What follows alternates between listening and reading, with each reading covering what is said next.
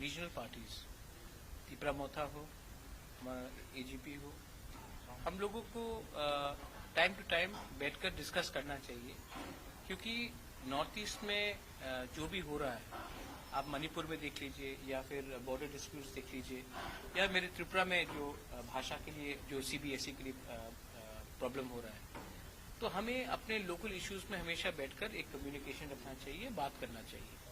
तो ये मीटिंग आज था, क्योंकि हम इलेक्शन के टाइम लुरिन आया था हमारे लिए कैंपेन करने के लिए, और यू ऑल नो दैट हम लोग ने फर्स्ट टाइम अपने फर्स्ट इलेक्शन में 13 सीट जीत के हम लोग आए।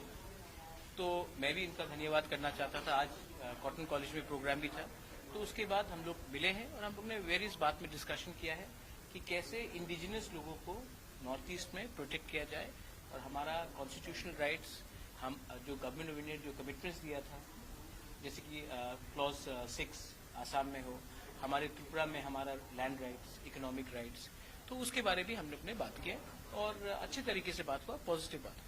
2024 बहुत लंबा टाइम है, उसके पहले और बहुत जगह में इलेक्शन है, मिजोरम में भी इलेक्शन है, छत्तीसगढ़ में है, मध्य प्रदेश में है, राजस्थान में है, और जहां रहा मेरा बात, मैंने पहले से बहुत क्लियर रखा है कि मैं अपने इंडिजिनस लोगों के लिए फाइट कर रहा हूं, और जब तक हमारे इंडिजिनस लोगों को हमारा जो डिमांड है ग्रेटर त्रिपुरा लैंड का, कॉन्स्टिट्यूशनल सोल्यूशन का नहीं मिलेगा, तब तक हम लोग अपना इंडिपेंडेंट लाइन लेकर रहेंगे।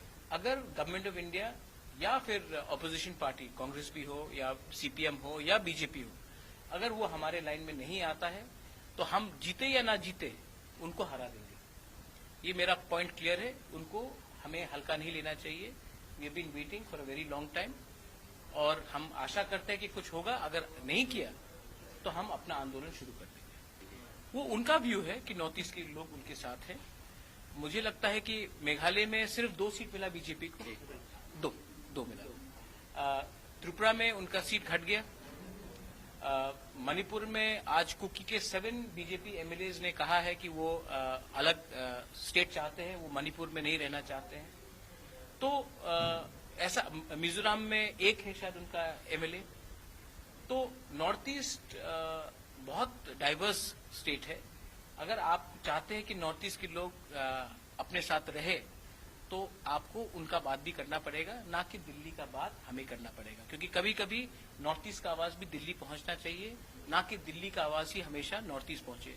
ये सिर्फ हेमंत दा के लिए नहीं है, ये कांग्रेस के लिए भी है, ये हर नेशनल पार्टी के लिए है, तृणमूल कांग्रेस के लिए है, आम आदमी पार्टी के लिए है। आप दिल्ली से हमें अपना डिक्टाट मत दीजिए। आप नॉर्थ ईस्ट आए हैं तो नॉर्थ ईस्ट के बारे में सुनिए।